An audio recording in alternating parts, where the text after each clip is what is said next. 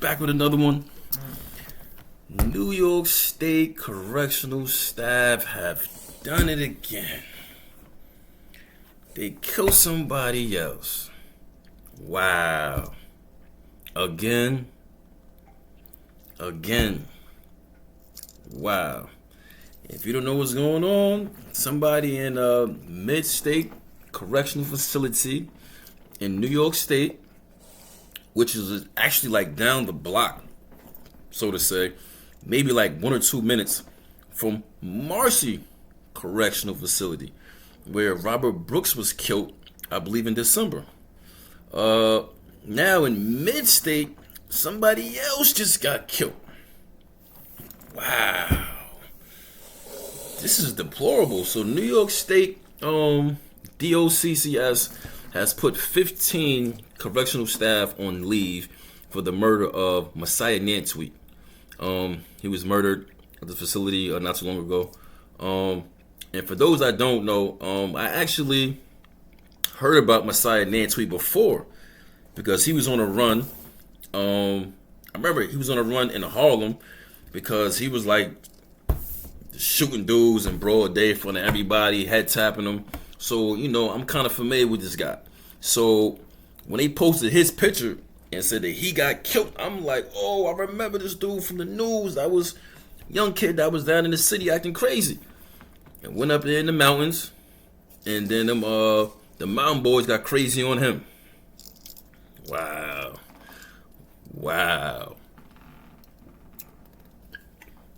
So now you can actually see what I've said in my previous videos, you know, is valid. I have no reason to lie. I'm not getting money for lying, and even if I was, I probably still wouldn't do it.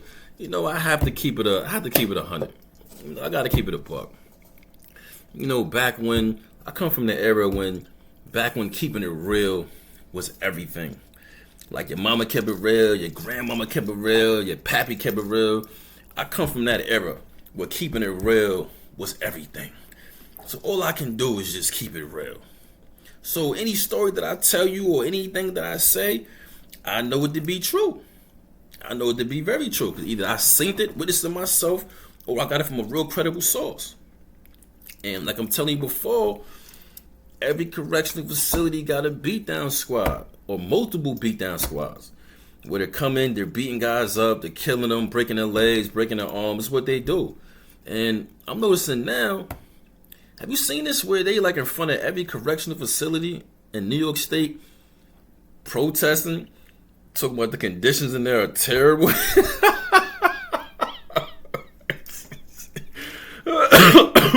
I'm sorry, but that's funny to me. That's funny. And the reason why it's funny to me, right? Because every jail, every prison that I've been to, correctional staff have full control of that jail. Full control. It's not like the prisoners are in there going wild and no. Don't get me wrong, you have isolated incidents where, you know, you got gang wars or guys are going back and forth. That's prison. What do you expect? It's not like you're in there with the fucking Golden Girls. You're in there with prisoners. Committed crimes. Murder, robbery, drugs, attempted murder, extortion, rape. You have all of these guys in there.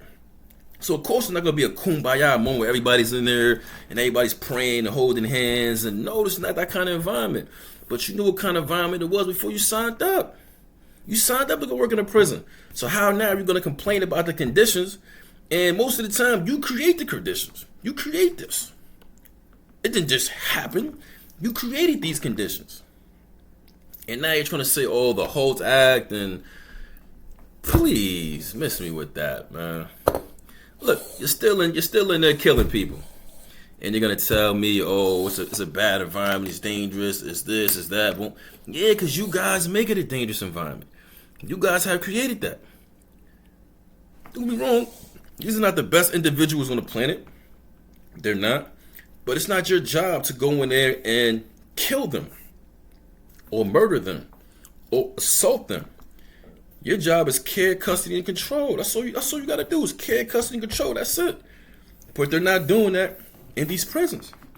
And I know that from personal experience from being in for a very long time. I've seen it everywhere I went. I've seen it.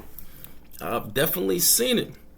So now they want to protest in front of every jail. And, oh, the conditions here are terrible. Prisoners get away with what they want, and boom, boom, boom. And I feel like it's kind of like politics, because I feel like they're taking the American public to be stupid. And the reason why I say that, right, is because never before have you seen videos, because now there's videos leaked on the internet. Never before have you seen videos of inside of New York State prisons where guys are fighting each other or cutting each other, they're assaulting staff. Never before have you seen these videos. So why now? Why now are you guys protesting in front of these jails? Why now? I tell you why. Because a bunch of their own got caught doing what they normally do. And they're like, you know what? We got to try to come up with a way to lessen this blow to all of us. So let's protest and then make it seem like these conditions in here are so deplorable that some of us get out of hand a little bit, and then this is what happens. But this is not the norm. So we got to protest to try to paint that image so that people can go for that. And that's what they're trying to do. So now when you're looking at it, you're like, oh my God. You're like the average person, they're like, oh my God, these guys in there, they're animals. They're terrible. They're horrible. So now when you see them getting murdered, or you hear about them getting murdered, you don't have the same reaction as if Miss Daisy got killed. You're not gonna have the same reaction like, well, they was in there, they're prisoners, they're in there acting crazy anyway, so what happens. It lessens like the sensitivity that you would have towards that. And this is like their main goal. And they may fool a lot of people, but not fooling me. And because there was plenty of times where they had said I did something. I may have done it, I may not have done it, but either way, I went to my hearing, which is kind of like a trial that you have for your tickets. And you get like a ticket for like a misbehavior report. Say if you stab somebody, fight somebody, they'll give you a misbehavior report. And then you got to go to a hearing, which is conducted by like the depth of security or somebody like that, or a civilian that works in the facility. So I remember going to one of my hearings, man. Because they said I was in They said I was in the yard trying to start a riot. So I was trying to start a riot in the yard. I may have been, I may not have been. I'm not really sure. I can't really recall like that. What I do recollect is I was in Katsaki. Oh, that's on the news right now with officers are protesting. Yeah, I was in Katsaki, and at that time, they were just continuously just assaulting inmates. They was handcuffing them, and like each tier has like a what they call a day room, where you can go out there and watch movies and TVs during a certain time that's allowed by the staff. So we're all locked in our cells. They're pulling guys in the day room. They're jumping on them, beating them in the head with sticks, throwing them downstairs.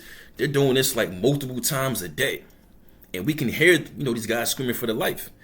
And so I was in the yard, man. Me and a bunch of good guys. We was in the yard talking about this, man. And we just got to the point where we was like, yo, man, like this is unacceptable, man. Like this is not how it's supposed to be at all. It's not. And I don't know, for some reason, man, they started walking around the yard about 4 or 5 deep. And then they came over to me like, yeah, you put your hands in your pocket. I'm like, put my hands in my pocket for what? Just come with us. I'm like, yeah, all right. So now the guys I was with about 15 guys, and they're like, yo, what's up? Looking at me like they wanted me to say something or do something so we all could just jump off. And I'm like, nah, right now's not the appropriate time. I'm like, nah, bro, I'm gonna go see what they're saying. So they bring me to like the front of the yard, and they bring me like in between the gates. And then I get in between the gates, it's probably like 25 police out there. They got the sergeants out there, some lieutenants, a bunch of correctional staff, and then they bring you over to the sergeant, and it's like a wall of officers, and you got the sergeant right here, and then he like, yeah, what's up? So that's what you was saying in the yard just now. I don't know. Maybe he thought I was like a lesser man, or a lot of times you got a lot of young stupid niggas in jail that act tough and shit like that, and then they fold, they get put under pressure and all that. So I don't know. Maybe he thought I was one of those guys.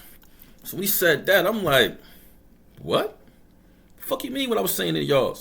She looked at me like, get on the wall, get on the wall. So now normally, when you get on the wall, I want you to put your hands on the wall, face the wall, spread your legs.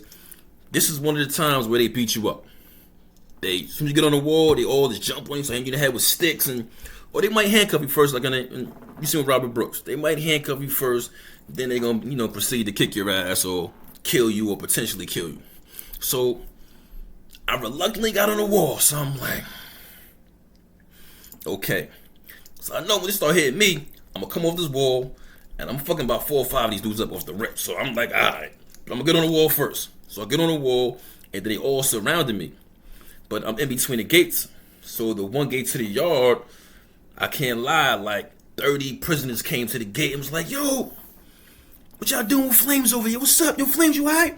So they see this and see it's a potential riot and was like, get him out the yard, get him out the yard, get him out the yard. So they take me out the yard and bring me back to my cell. And then they bring me back to my cell. I think that night I got a misbehavior report, tier 3. Said I was trying to excite a ride. I'm in the yard trying to get guys aroused and to assault the police. And so I'm like, whatever. They start, trumping mad charges. And they said a guy from the watchtower heard what I was saying. And I'm like, that shit had to be like 15, 20 yards away. How can you hear what I'm saying? Like, that doesn't make any sense. Like, you got some type of hearing device up there where you could point at my direction and hear what I'm saying? I'm like, and there's cameras in the yard. So I'm like, whatever. So I ended up going back to my cell. And then it probably was the next day, I believe. The next day, the CEO of my company, Miss C. Kalikasi, she came and was like, yo, Leon, actually we called her Ric Flair, because she looked like Ric Flair a little bit. So she come and she was like, yeah, Mr. Gauls, listen, just pack up your property, because you're gonna probably be going to long-term key block with the boxes. Pack your property up, boom, boom. So I'm like, okay, cool. Pack my property up. So the whole company goes to chow, because it was mandatory chow back then. So I'm staying in my cell, and then I hear the footsteps. Doo, doo, doo. Everybody's like, walking. So I get on the gate, I look. I see about like 10 police coming. So I'm like, I get back. So I lay back on my bed. This tall guy come in the gate, this little white shirt on, was like, what's going on, man? So I'm like, what's up? He's like, yo, man, I want to talk to you. I'm like, I'm cool with that. He said, you want to talk to me? I said, I don't mind talking to you. He said, okay, listen, come to the gate. So come to the gate. He said, listen, I ain't gonna lie. He said, we was about to come to your cell and fuck you up.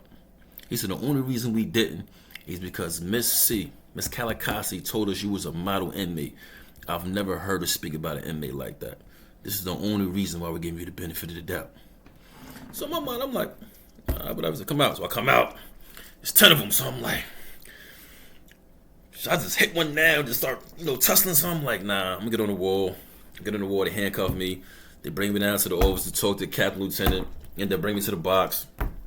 So when I go to my hearing, I request the footage, like far as like the video, the audio of that night. I want you to prove to me where you heard me saying these things, or even demonstrating these things. And then, but they said, the cameras don't work, or the audio wasn't working, or whatever they said. So this happened multiple times where I go to a hearing and I want some type of footage where you are stating that you seen me do something. Ew, the cameras don't work. Now, all of a sudden, they're showing footage of like people getting stabbed and cut in jail and assaulting staff. Now the cameras work? Oh my God, this is comical. This is comical, man. This is real comical. And they're sitting out here protesting in front of these jails, and oh my God, it's so comical, man. It's so comical. I can't even put into words. The deplorable acts that happen or take place by them in prison. And you got the nerve to sit here and try and be in front of the jail protesting after you guys are like the #1 gang in there, beating people up, murdering them. You're trying to paint this picture like it's it's terrible and it is bad. Yeah, because of you guys. You guys make it bad and terrible. Don't get me wrong. Prisoners are gonna do what prisoners do. That's his bottom line. But you acting like the prisoners is not helping the situation. In fact, you guys act worse than the prisoners. You do. And now you want to sit in front of the jail and complain and protest? And you're getting a paycheck? Oh my, listen, most of these guys, if you wasn't working there, that means you would have to work somewhere in that small town or that small region. And a lot of those regions are agricultural regions. They don't have like big businesses. Farm is the big business. So you guys came off the farm to get a good job, benefits, 401k, medical, all of that. So you guys came off the farm to get that. And you got the nerve to complain? Oh my God, like you can't be serious. You can't, like, how does that work? That's like me going to my job complaining, I just work like this. You more about get fired, we'll replace you. Got somebody else that'll replace you. The same thing with these guys. You want to complain? Should fire all their asses. Get them up out of there and get somebody who's going to be grateful to have a job and go in there and do the right thing. That's what I say. Yeah, but anyways, they killed Messiah, man. No, man, I'm not saying that Messiah is a good person. I'm not saying that at all. From what I see, he's like one of the young dickheads that, I couldn't imagine to be in jail, one of the guys that I probably would have punched in the face or wanted to punch in the face just because he's running around doing a bunch of dumb shit, acting like he's tough. He's probably one of those guys. You know what I mean? They get in there and they click up. Or they blood or they turn blood. Now they're in there 20, 30 deep when they act tough. And, he's probably one of those guys. I'm not debating that. But that still is not probable cause for you killing him. It's not. What's your probable cause? But he was talking shit or he did something. You have no justification in killing that man at all. You don't. And if you want to get technical, New York State is not a stand your ground state. And for what a lot of people don't know what that means is that other states have what's called stand your ground law. What that means is that if somebody comes at you in an aggressive, belligerent manner or trying to inflict deadly harm on you, you have the right to defend yourself. New York State doesn't have that. New York State have what's called a duty to retreat. So if somebody's coming at you in an aggressive manner or they threatening your life, you have a duty to get out of there, to get away from that. Now, if you can't, then you have the right to use deadly physical force. And this is why they say there's no self-defense in New York State, which is not true. It has a self-defense law, which is called justification law, but you have a duty to retreat. You don't have the first option to use deadly physical force. But even so, that doesn't apply to correctional staff. You guys wasn't in threat of your life or anything like that. Like, you're really not. So there's no reason for you to kill this man. I know he was serving his time. He was doing his time. He went to a judge. The judge, whatever happened with the judge, where he took a plea deal, went to trial, whatever happened, has nothing to do with you. Your job is care, custody, and control. And then once again, we see, they're in there. They're doing what they want to do, man. They are doing what they want to do. And they got the nerve to have the shirt with the American flag up here while they're committing these acts. Oh my God, deplorable, man. Deplorable. Yeah, we got to change that whole system, man. The whole system is corrupt. That whole system is corrupt. I don't know how you change it. I really don't. But they need to change that system. They over here protesting and oh my God. And I'm looking at some of these jails. I've been to a lot of these jails. And I'm thinking in my mind, like, I'm scratching my head, like, what the fuck are they talking about? Like, I was there. I didn't see none of that. Like, I didn't see any of that. Don't get me wrong. Like, every, place I went to, there's different levels of danger. Like, they're all dangerous. There's different levels of danger. But I've never been to a facility where inmates are massively assaulting staff because they know what comes after that. They know what comes after that. If you assault staff, hey, listen, you can do what you want to do. It's your life. If you assault staff, you know they're coming 20, 30 deep, and these 20 or 30 guys are gonna beat the shit out you, probably while you're handcuffed, beat the shit out you, all the way to medical, then all the way to the box. Whether you survive that is on like how your body handles up, but you know that's what's gonna happen. You're gonna be missing your teeth, missing some teeth. They're gonna kick in your gonads, break your ribs of your own. You might get the unconscious. You know what I mean? You might have to go to the outside hospital. I've seen it countless times. So you know this is gonna happen when you're assaulting staff. They've set this precedent, so like you already know what to expect. So when you see these videos they got on the internet where guys are, assaulting staff, you got to think about it like if a person knows that this is coming afterwards. What took place for them to do that? What took place? Until next time.